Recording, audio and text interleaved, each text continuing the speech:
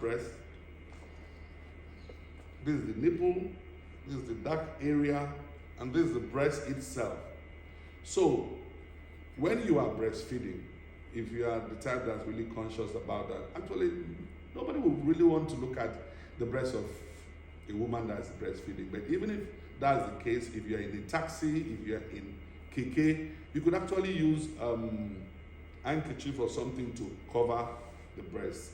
And I'm going to show you how to position the baby later on. If you are in your office, that is where the matter is.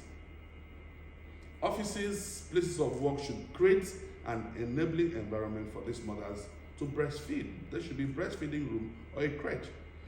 At your place of work, where from time to time during break or every 3 hours or 4 hours, you go and breastfeed your baby without compromise, without your employer saying that you are taking too much of time, you are not there to work, and then all that.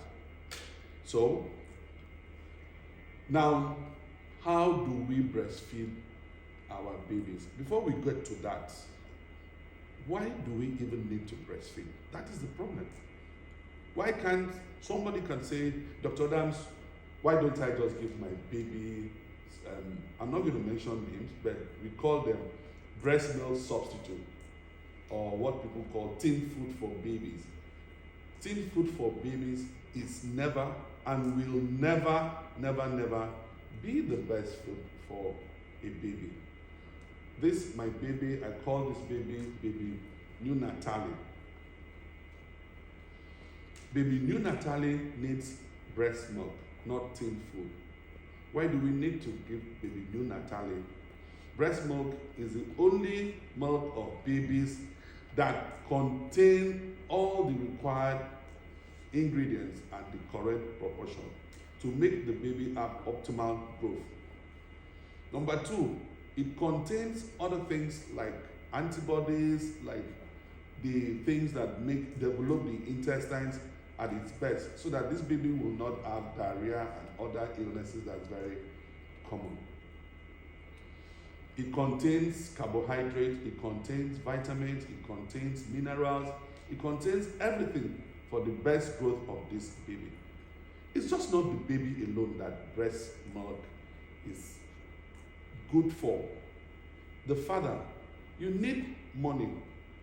We were just talking about the other day, say, sorry, I'll just say the way we were discussing amongst friends, say that, oh boy, that Nigeria had for this time. Oh, yes, Nigeria had for this time. So where's the money to go and buy tin food? I heard that all the tin food or breast milk substitute now, they have increased the prices from about 3,500 to 5,500 for the 400 gram. Is it in this era that you want your husband to buy tin food? It's not sustainable. It's just not sustainable. And for you to give this tin food, you need safe water. You need to accept it. Some grandparents would tell you, no, you're not going to give my grandchild tin food. So outside this, outside being financially good for the father, for the mother, it protects the mother from getting pregnant too soon. Babies that are on exclusive breastfeeding, their mothers really don't get pregnant too soon, because breastfeeding itself is a form of preventing pregnancy, preventing fertilization when the husband and the wife meets. What about the environment? Breastfeeding will discourage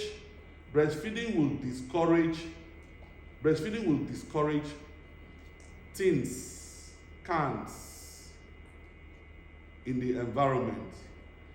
And when these cans are spread everywhere in the gutters, in our streets and all that, water collects. When water collects, mosquito will breed. If mosquito breed, mosquito will then enter the house, bite us, give us malaria, another burden. So you could see that exclusive breastfeeding or breastfeeding is good for the baby, is good for the father, is good for the mother, is good for the environment. It could also help to prevent malaria in our environment, which we all know, not just malaria. You know, when things